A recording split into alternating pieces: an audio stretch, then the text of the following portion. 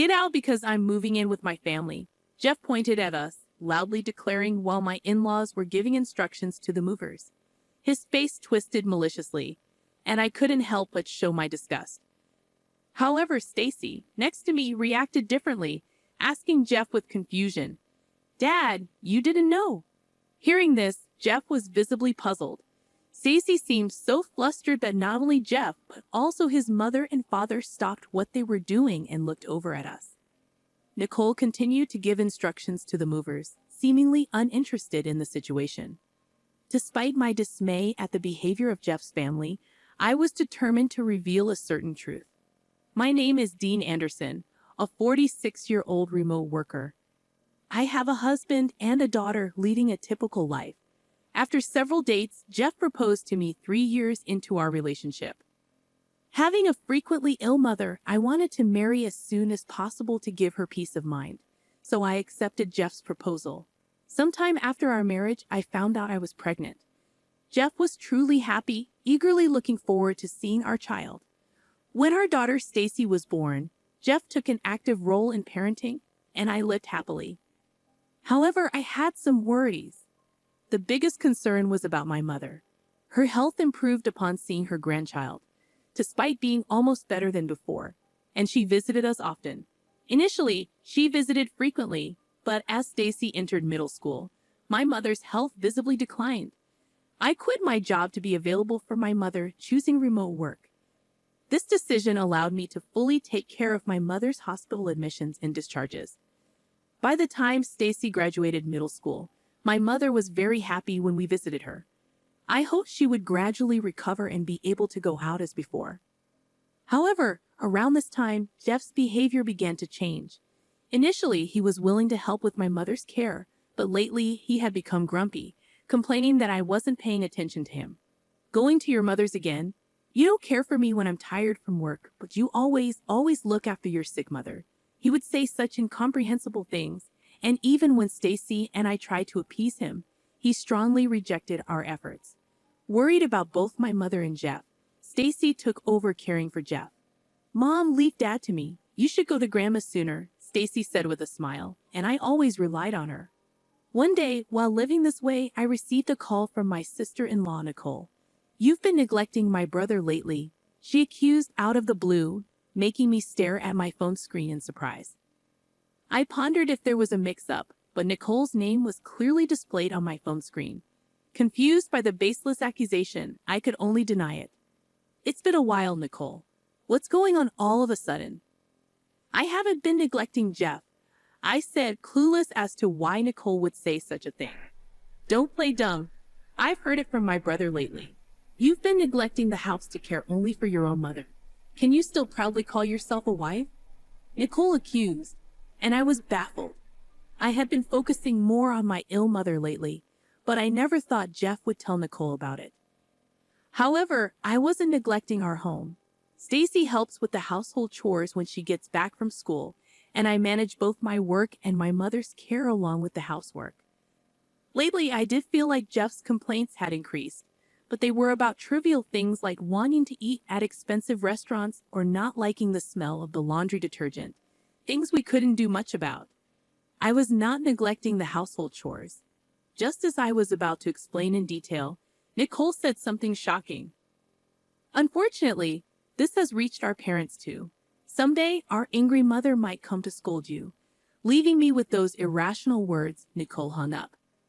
Immediately surprised by the unexpected turn of events, I was speechless until Stacy spoke to me. "Mom, I'm home. What happened? You look stunned." Regaining my composure, I told Stacy, who had just returned from school, about the conversation. Stacy, too, was shocked and incredulous. Sighing in disbelief, she said, "Hey, Mom, there's something I've been thinking about for a while. Can I talk to you about it?" Nervously, I nodded to Stacy's serious request. Listening to Stacy's concerns made me feel truly disheartened. During a period filled with Jeff's nonsensical complaints and Nicole's harassing calls, my in-laws finally took action. One day, after visiting my mother, I came home to find my mother-in-law cooking in the kitchen. Entering the living room, I was so surprised that I dropped my things and just stood there staring at her.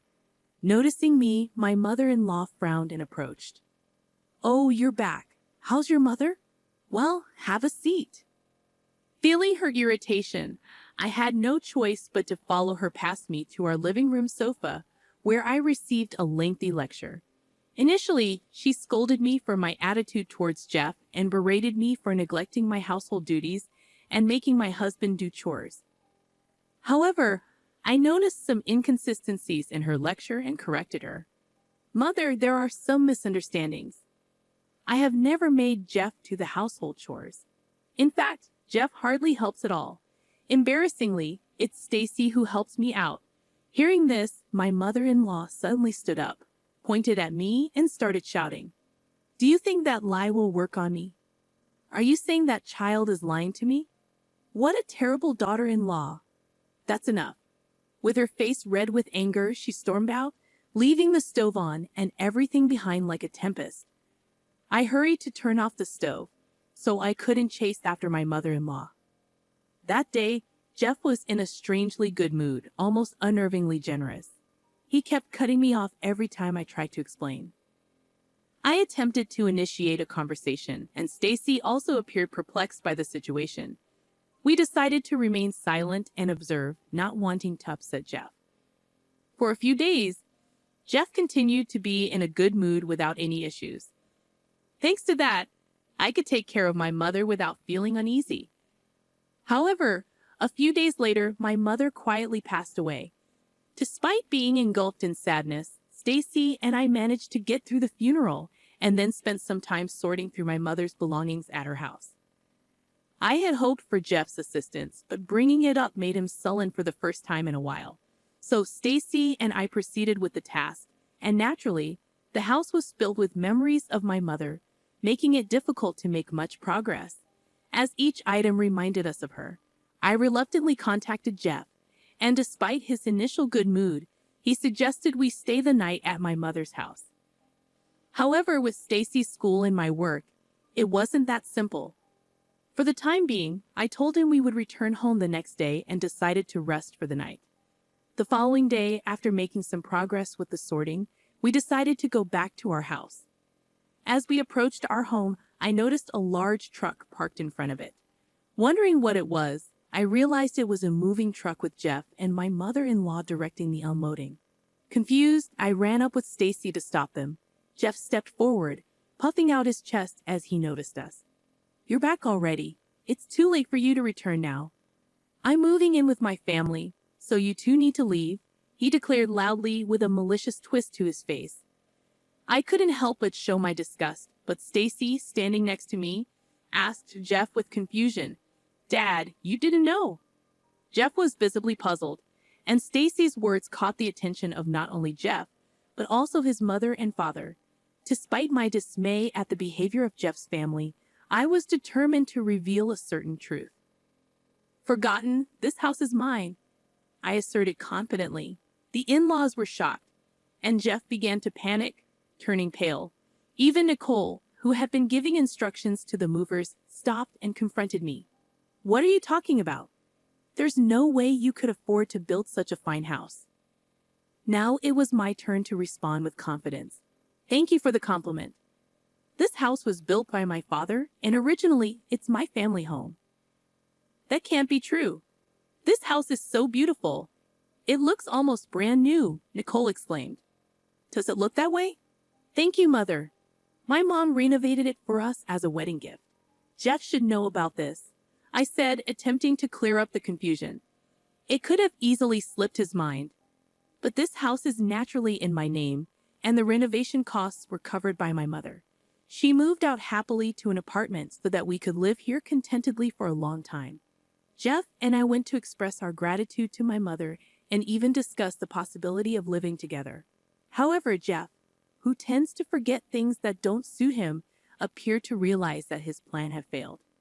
Just as I was about to speak, Stacy began to share information she learned from the inheritance process. "Grandma left a lot of assets for me and Mom. But it's not money. It's things like land and apartments that can't easily be converted into cash." Upon hearing this, Jeff turned to his parents with shining eyes, and Nicole raised her hand in joy. Wait a minute. I had no idea your mother had so much wealth. You never said anything about this when we got married. Jeff's outburst led his family to start complaining selfishly. What's that? Isn't that like marriage fraud? That's terrible. You intentionally kept quiet because you didn't intend to give Jeff any of the property. What a greedy woman. From the conversation earlier, it sounded like only you two would inherit everything. My father-in-law, who noticed the most crucial part, looked at us, and I nodded clearly while explaining the situation. Yes, the inheritance is divided between Stacy and me only. Jeff gets nothing. We found the will while sorting through the belongings yesterday. Hearing this, Jeff's family turned red with anger, especially his mother, who was the most furious. This can't be allowed. We'll get a divorce, and then I'll make sure to get compensation from you. As his mother screamed in anger and frustration, I accepted her reaction without hesitation. Yes, I agreed to the divorce. The moment I agreed, his mother turned around and ran off, presumably to the city office, which is probably close by, to get a divorce form. Deliberately not stopping her angry departure, I watched her leave. As I watched his mother head to the office, Jeff grumpily asked me, "Hey, what are you planning to do now? Are you talking about the divorce or where you will live?" Jeff almost snapped at me, but I looked up at the house indifferently. "This house is actually already on the market," I said, surprising Jeff. Confused by my words, Jeff looked puzzled, exchanged looks with his father, and then looked back at me. He didn't seem to understand what I meant, which was to be expected. While spending another night at my mother's house, there was no way Jeff and his family could have imagined that I was selling this house. Facing the puzzled expressions of Jeff and his family, I once again spoke up with confidence. "I've always felt it every time you treated me terribly." I found myself questioning why I had chosen to marry Jeff. I had endured it for Stacy's sake, but even Stacy reached a breaking point, expressing that she couldn't tolerate it anymore. Confronted with this shocking truth, Jeff's face turned pale, and he looked at Stacy.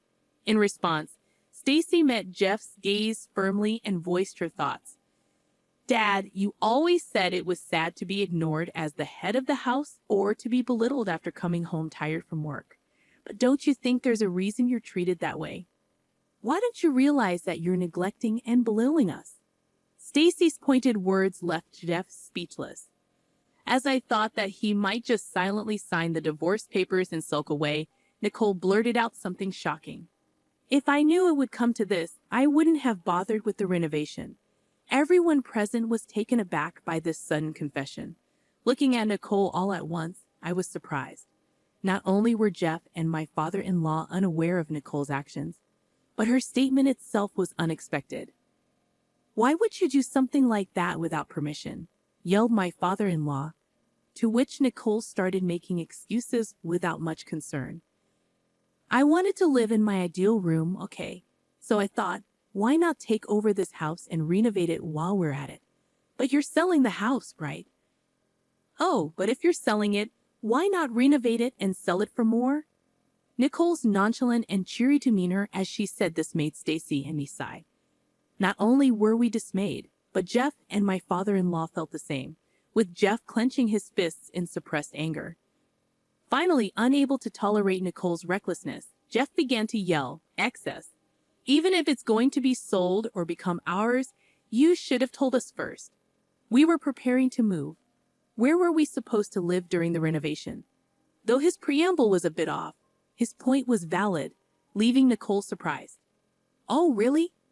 As Nicole responded, Jeff was about to yell again when we saw my mother-in-law running towards us from a distance. It seemed she had brought the divorce papers. "I got it. The divorce papers. Now sign it right here." Despite being out of breath and excited, my mother-in-law, who was handing me the divorce papers, was unaware of the commotion that had just occurred. But that didn't matter to me. I took the divorce papers from her and handed them to Jeff. "You write it. After all the times you've belittled me, you agreed to our divorce, right?" "No way." Jeff immediately refused, possibly because he knew about my mother's inheritance. However, I couldn't tolerate Jeff's behavior and his family's strange antics any longer. So I provoked him, aiming to get him to write the divorce papers. Changing your tune so suddenly? Seems like you've been in a good mood lately, probably thinking about taking over my house, right? Too bad. Even without my mother's inheritance, I had no intention of handing over this house. It's already planned to be sold. Either way, you'll end up homeless. At my words, Jeff looked bitterly at the divorce papers, trying to control his anger and calm himself. I knew too well the points that would set Jeff off. It might be a disgrace to you, but if you sign this divorce paper, I might feel a bit relieved. I figured that by demanding from a position of superiority, Jeff would easily be swayed to do as I wished. Given his condescending view of me, this statement was born from such thoughts, but indeed, it contained many of my true feelings. As expected, Jeff's face turned red with anger, and he snatched the divorce papers from my hand, starting to write immediately. If you insist so much, I'll give you your divorce. I felt a sense of relief at Jeff's hasty action. I had worried that he might reconsider and calm down, but Jeff was simple after all. After receiving the half-completed divorce papers, I filled in my part to prevent any further unexpected events and completed it. I then entrusted the finished divorce papers to Stacy and turned back to Jeff's family. All that's left is to submit this to the city office, so take all the stuff you brought in with you. Wait a minute. Are you serious? You said you'd feel relieved if Jeff signed the divorce papers. That's correct, but I never said I'd agree to the move. What about the renovation? Renovation? Unaware of the renovation discussed in her absence, my mother-in-law standing next to my father-in-law grabbed Nicole. After receiving an explanation, a big argument started, and while my father-in-law and Jeff tried to intervene, I attempted to leave with Stacy. However, Jeff and Nicole, determined not to let us escape, grabbed at us.